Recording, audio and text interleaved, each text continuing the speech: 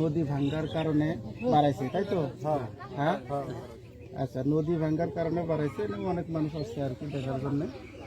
তো এই যে মানুষটা যে বাড়াইলো, যে তোমার মায়ের ভিতরে কিবা আমল আছিল তোমার জানা আছে? তুমি যেহেতু বড় বেটা, তাই তো?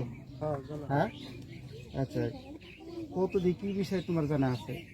জানার মধ্যে আমরা নামাজ রোজাটা করছে, কম করছে, কিন্তু মানুষের মধ্যে আচার ব্যবহার ভালো করছে। আচার ব্যবহারটা খুব মানে ভালো আছে। মারা গেছে মোটামুটি 17 বছর আগে।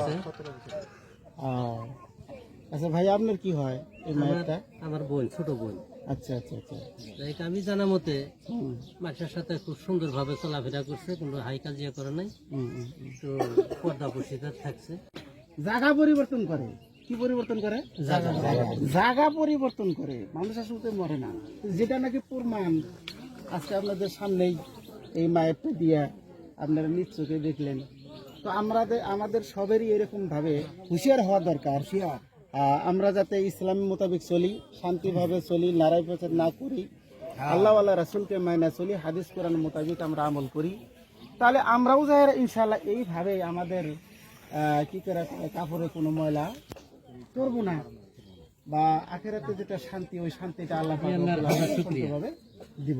আচ্ছা, তাতে আপনারা আপনার বোন হিসাবে, যে আপনি বলছেন যে আমার ছোট বোন, তাই তো? হ্যাঁ, ছোট বোন। আচ্ছা, আপনি কি খুশি না বেজার? আল্লাহর কাছে হাজার শুকরিয়া। হাজার শুকরিয়া। 17 বছর পার হয়ে গেছে, তথাপি যে তার কাপড়ে একটা পিঁপড়েও ছোঁয়া দেয় নাই, রং ওইরকম ভাবে আছে। আচ্ছা, আল্লাহর উপরে হাজার শুকরিয়া। হাজার শুকরিয়া, জাযাকাল্লাহ।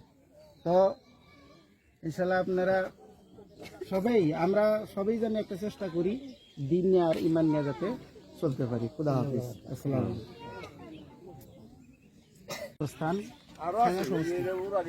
এগুলো আরো কবর আছে। তো এখান থেকে দেখা গেল যে 17 বছর পরে এই কবরের থেকে একটা মেয়ে বাড়ালো। তার নামটা কি? হ্যাঁ, জয়ফুল নেশা। নদী ভাঙ্গার কারণে যেমন আর কি ওই লাশটা যেমন বাড়া গেল 17 বছর পরছে। তো এটা বরপাড়া ডিস্ট্রিক্ট, ধর্মপুর। ইনশাল্লাহ যে অনেক মানুষ আপনারা দেখতেছেন, লাশটাকেও ইনশাল্লাহ আমি দেখাবো তার এর পরবর্তী ভিডিওতে।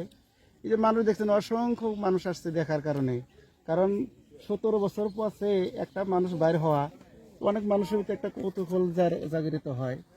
তো আমরা আশা রাখছি যারা যেখানে থেকেই দেখতেছি, আমরা সতর্কতা হই, আল্লাহকে ডাকি, আল্লাহকে রাজি করি। যেইভাবে আল্লাহকে রাজি করলে পরে, খুশি করলে পরে আমার দেহটাকে এইভাবেই থাকা যাবে।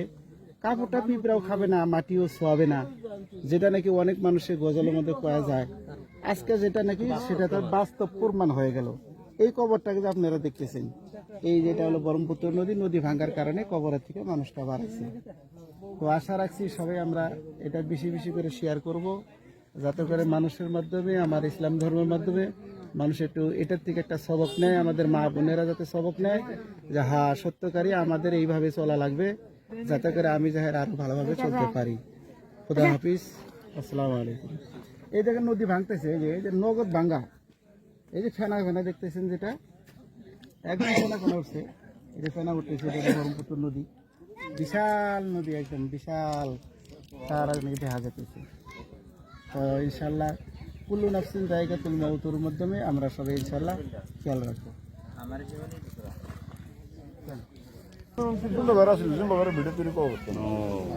এই আপনার এই ডাইনামোরার এই সাইডের কোথায় আছে?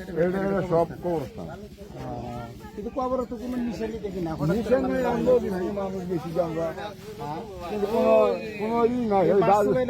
বাস্তব কিসের মধ্যে? আচ্ছা আচ্ছা, অল্পকারী জায়গা আছে, ওখান থেকে বাস তাই তো? মানে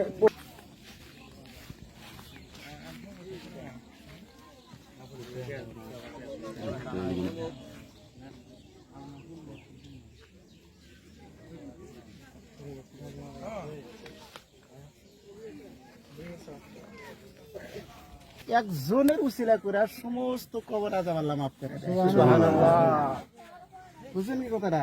এই যে আজকে যে আপনাদের সামনে থেকে যে কবর থেকে মানুষ একজন বাড়াইলো, তা আপনারা আনেগরেই বেটি ভাসতে বা গিরাম ভাসতে, আচ্ছা, তাহলে এখন বোঝা গেল যে আল্লাহ ইনার উসিলা করে এখানে যত কবরস্থানে আছে মানুষ, সমস্ত কবরের আযাবকে আল্লাহ কি করে দিছিল?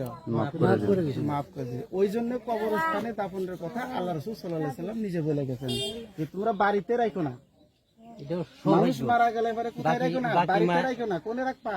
বলে কবরস্থানে নিয়ে রাখো। বলে কেন? বলে 10টা কবরের মধ্যে 20টা কবরের মধ্যে একজন তো আল্লাহওয়ালা আসবো, 10 জনের মধ্যে একজন তো আছে। দেখো এরকম হয় না? এমন মানুষ আছে যে আসমানেতে লক্ষ তারাই এক চাঁদের মোকাবেলায়, এক চাঁদের মোকাবেলায় কিছুই না। কারণ চাঁদ যখন উঠে যায় লক্ষ তারা তাহলে সেটা বুঝে যায়, বুঝে না? বুঝে যায়। তদ্রুপ কবরস্থানে যখন নাকি একটা আল্লাহওয়ালা যখন শুয়ে পড়ে, ওই একজনের উসিলা করে আল্লাহ সবাইকে কি করে দেয়? মাফ করে দেয়। যেমন দুনিয়াতেও অনেক উদাহরণ আছে। বলে কি ও যে গেছে আসা আইসাজন কইছে বেচারা মাফ করে দাও গো, এবার আসলে বিচারের মধ্যে আপনারা যান না? হ্যাঁ, আপনারা কিন্তু বিচারের মধ্যে যান। আর এটা কিন্তু হয়ও যে জায়গায় ইনি মুরব্বী মানুষ, মুরব্বী কইছে মুরব্বী যদি কইছে তাহলে ই না করে দিয়ে তাকে ওনার ছেলে মাফ করে দেন। দেখো ধরছেন আপনারা কন্যা না? হ্যাঁ, তাহলে মনে করেন বাস্তব এইভাবেই কবরের মধ্যে হয়। একজনের উসিলায় আল্লাহ আরেকজনে কি করে দেয়? মাফ করে দেয়। তো ইনশাআল্লাহ আমরা সবাই আল্লাহ ও আল্লাহ রাসূলের পথে চলবো, নাকি কোন? সবাই চলবো। আল্লাহ যাতে আমাদেরকে এরকম শান্তি দেয় পরকালে নিয়ে, এটাই আমরা কামনা করি। আসসালামু আলাইকুম।